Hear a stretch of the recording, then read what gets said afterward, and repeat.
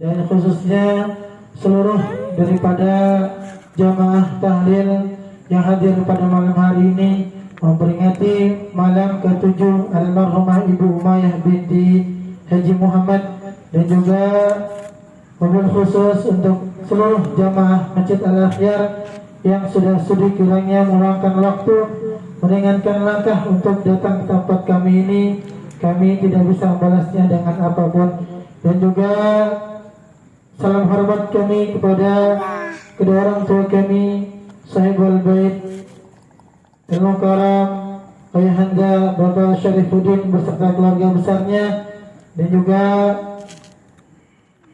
ucapan terima kasih tasyukur kami kepada para satir, para hujaj, para jamaah sekalian yang sudah sudi kiranya hadir untuk meluangkan waktunya, meringankan langkahnya untuk datang ke tempat kami ini untuk mengiringi doa untuk almarhumah Ibu Umayyah binti Haji Muhammad dari malam pertama sampai malam ke-7 pada malam hari ini, dan malam-malam sebelumnya yang telah mengurusi jenazahnya sampai ke liang lahat.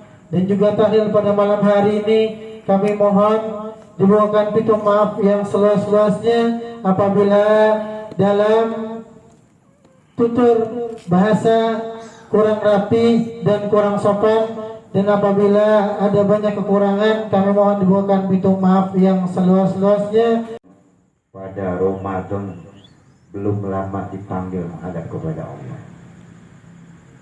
Tentunya Bapak Saudara, kita yakin tadi dibacakan tahtimul Quran, dilaksanakan pengangkatan mudfidyah, dibacakan doa yang mendoakan kita semua ini bersih insya Allah, karena Ramadan kemarin baru berjuang mendali nafsu. Almarhumah di alam kuburnya diturunkan sinar cahaya Allah. Almarhumah Ibu Umayyah kalaupun punya hilaf dan salah diampuni Allah, dan keluarganya yang ditinggal diberikan kesabaran, ketabahan, kekuatan iman Islam oleh Allah Subhanahu wa taala. Amin ya Rabb, ya Allah ya Rabbal alamin. Bapak hadirin saudara-saudara sekalian, saya pernah baca dalam buku kecil, dalam kitab Irsadul Ibad, di sana ada hikayat dijelaskan satu saat ketika Siti Fatimatus Zahra putri Nabi meninggal dunia, jenazahnya digotong oleh 4 orang. Siapa orang pertama yang menggotong jenazah Siti Fatimah? Suaminya sendiri, Sayyidina Ali bin Abi Thalib. Orang kedua dan ketiga yang menggotong jenazah Siti Fatimah, kedua putranya Hasan dan Husain. Dan orang keempat yang gotong jenazah Siti Fatimah, seorang sahabat Rasul. Siapa? Beliau bernama Abi Zarin Al-Ghifari. Jadi kalau bini kita, istri kita meninggal dunia, bapak, suaminya boleh gotong. Saya yang bilang jangan gotong lo, kalau nggak kawin lagi katanya. Itu kan katanya, kata hukum nggak begitu, betul. Ya. Tapi jarang, biasanya dalam rumah tangga yang meninggal duluan suami biasanya. Digotong hadirin sampai di depan kubur. Sebelum diturunin, Abi Zarin Ghifari ini ngomong, wahai alam kubur, kamu tahu gak sih ini orang yang saya gotong? Sebentar saya turunin ke dalam perut engkau alam kubur. Ini orang punya nama, ini orang bukan sembarangan. Ini Siti Fatimatus Zahra, putri Nabi, anaknya Rasul, punya suami Khalifah min khulafai Rasyidin. Ini bukan orang sembarangan alam kubur, kata Abi Zarin. Akhirnya Bapak Saudara, alam kubur langsung menjawab, saya tidak pernah kenal kok keturunan orang. Saya tidak pernah kenal dia itu siapa, mau anak siapapun dia. Kalau nanti dia masuk, engkau turunkan dalam perutku, kata alam kubur, tidak punya bekal dua, apa iman dan amal soleh, tidak akan bisa selamat. Betul Pak? Dua aja nih baru jam 8:30 ya.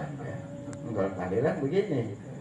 Dan juga orang tua kita di zaman dulu itu mengarahkan ketika ada musibah kematian itu mengadakan tahlilan sampai di 7 malam. Itu sumbernya itu dari mana sebenarnya? Ini kan sedikit-sedikit di zaman serba canggih, banyak orang bertanya dalil atau sumbernya. Apalagi serba modern, sedikit banyak kita lihat handphone, apakah itu ajaran sesuai tuntunan Nabi apa tidak. Makanya banyak yang menanyakan dalil. Ini dalil mengadakan acara ini nujuh hari ya. Kan saat-saat ini beda sama zaman dulu. Itu khotib Jumat aja harus pakai tema. Jadi mau khotib Jumat itu ditanya sebelumnya sama pengurus, Ustaz temanya apa? Itu perasaan saya zaman dulu nggak pernah ketika khotib Jumat ditanya tema, judulnya apa? Bahkan ada masjid di tengah kota Jakarta Selatan, saya tidak sebut, itu setelah khutbah Jumat ada dialog. Jadi setelah khotib turun dari mimbar, pengurus menyiapkan meja, mikrofonnya, dialog dari apa yang disampaikan khotib. Nah makanya bersyukurlah khotib ketika menyampaikan khutbahnya di masjid-masjid kita tuh. Nanti hari raya Idul Fitri, hari raya Idul Adha, itu khotib sebelum menyampaikan khutbahnya diminta setor teks khutbah Idul Fitri atau Idul Adha-nya. Tapi di kita tuh jarang seperti itu. Tapi tujuannya mungkin barangkali baik karena ada lagi viral seorang khotib menyampaikan khutbahnya berbicara mengenai kecurangan apa tuh yang belum lama tuh, kecurangan pemilu di khutbah Idul Fitri. Ini pun jadi masalah. Ya kita bahas ya. Kenapa kok di kita mengadakan tahlilan sampai malam keberapa nih? Malam keberapa sana? 7. Dari mana? Kalau dalam Quran sendiri nggak ada tahlilan harus 7 malam. Di dalam hadis sendiri nggak ada tahlilan sampai harus 7 malam. Di dalam ijma kesepakatan ulama pun nggak ada tahlilan harus berapa malam tadi? 7 malam. Ternyata barangkali ulama NU, Nahdlatul Ulama dan orang tua kita mengajarkan kita tahlilan sampai di angka 7 malam. Jika Quran, ijma dan tidak ditemukan, maka yaitu kias.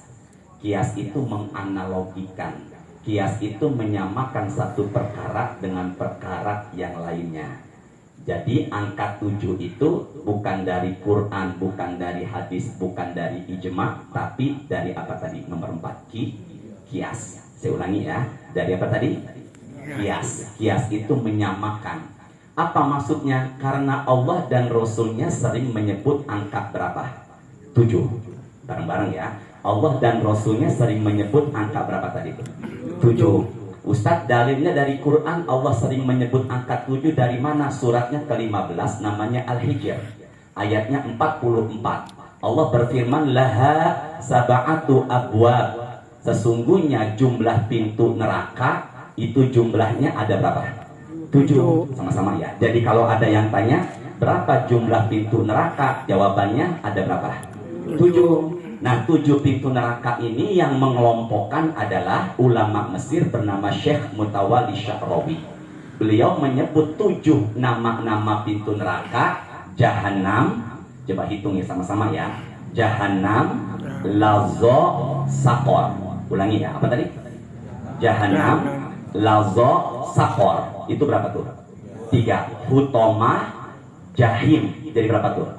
5. Sa'ir dan Hawiyah. Hawiyah paling dasar, berapa jumlahnya? 7. Berarti kalau ada yang tanya berapa jumlah pintu neraka, jawabannya ada berapa tadi? 7. Berarti Allah menyebut angka 7.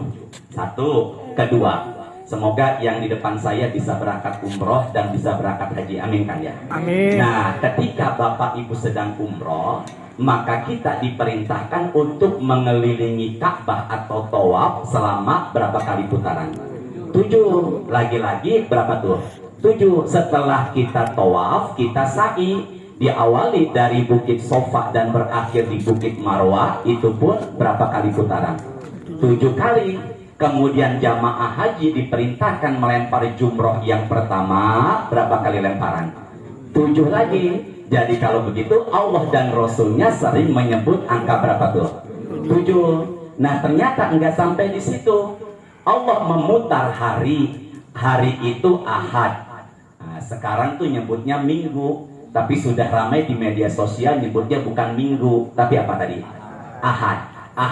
Ahad, Isnain, Sulasa, Arbi'ah, Khamis, Jum'ah, Sabat. Ada berapa tuh? 7. Maka Allah ciptakan hari, jumlahnya ada berapa tadi? 7. Coba kita ulangin ya, sama-sama.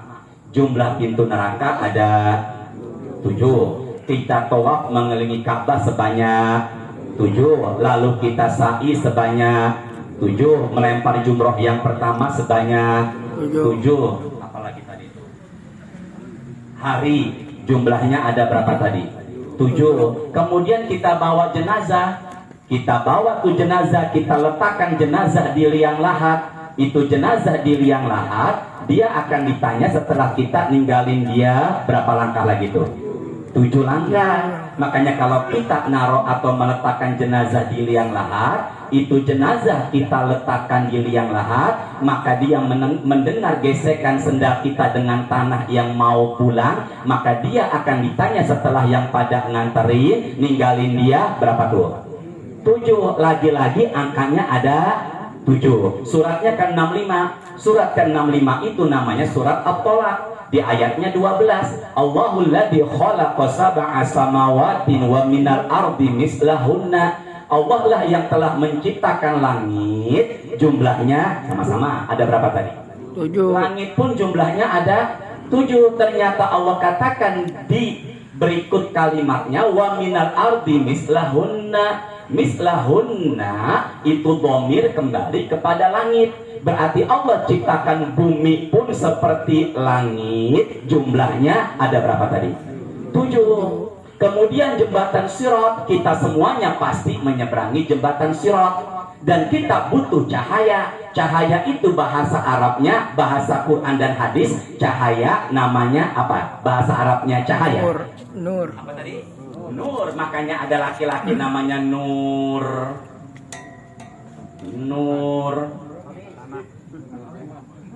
Nur Ali, Nur Hasan. Perempuannya? Ini yang jawab kenceng kayaknya udah berbekas di hatinya zaman dulu. Ya, Nur Ali, Nur Hasan, Nur Hasanah. Maka kalau kita menyeberangi jembatan Sirat, kita butuh apa? Tadi itu. Nur, Rabbana atmim lana nurona. Saya ulangi, Rabbana atmim lana nurona waghfir lana innaka ala kulli syai'in qadir. Itu doa biar mudah nyeberangi jembatan Sirat. Mana dalilnya? Dalilnya itu suratnya 66 At-Tahrim ayatnya 8 yang tadi. Ya, sama-sama yuk angkat suaranya, ikuti saya. Rabbana. Yang penting kita udah berdoa malam ini sekali seumur hidup, aminkan ya. Rabbana atmim lana nurona waghfir lana innaka ala kulli syai'in qadir. Berarti kalau begitu itu doa biar menyeberangi jembatan Sirat dapat. Amin.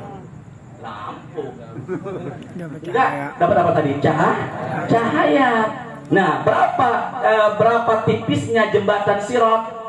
Ada pendapat ulama jembatan Sirat itu tipisnya seperti helai rambut. Barang-barang seperti helai rambut dibelah berapa? 7. Lagi-lagi angkanya berapa tadi itu? 7. Nanti manusia kumpul di padang mahsyar hufatan, tidak beralas kaki, uratan, tidak pakai pakaian sehelai pun, telanjang, maaf ya. Dan yang ketiga, ghurlan. Nih, ujung kelamin bapak saya ketutup lagi kayak bayi yang belum disunat. Namanya apa tuh? Kuluk. Bob, majen. Telanjang. Iya, nggak usah pakai pelatek tangan. Lailatul Qadar. Nabi dalam hadis rawahu Imam Muslim mengatakan, malam Lailatul Qadar itu adalah Lailah Sab'a wa Ishrin. Malam Lailatul Qadar, malam Ramadan, malam ke-27. Jumlah rakaat dalam sehari semalam, hitung yuk. Zuhur ada 4, asar ada 4, jadi berapa? 8. Maghribnya 3, jadi berapa? 11. Tambah lagi isya 4, jadi berapa? 15. Tambah subuh besok 2, jadi berapa? 17 lagi-lagi angkanya berapa tadi itu? 7. Malam nuzulul Quran. Nuzulul Quran jatuhnya di malam ke 17 sampai nomor punggung Ronaldo. Nomor berapa? 7. Ya Allah, saya dikototin nama dia. Nomor berapa tadi itu? 7. Maka kalau ada yang tanya tahlilan, dalilnya mana angka 7? Jawablah apa tadi? Kias. Sama-sama. Kias. Nah, kalau umpama ada istri meninggal dunia, sebalik. Apabila ada suami meninggal dunia, apakah istrinya boleh nikah lagi dengan suami yang baru? Jangan ragu. Suaminya meninggal, apakah istrinya boleh nikah lagi? Enggak boleh. Nunggu iddah selesai. Bener apa kagak?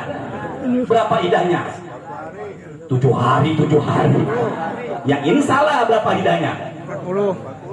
Ya Allah, 40 hari, 7 hari. Nah, yang ini bukan 7 hari. Berapa? 4 bulan, 10. Jadi kalau begitu boleh nikah lagi enggak? Ketika istrinya meninggal dunia,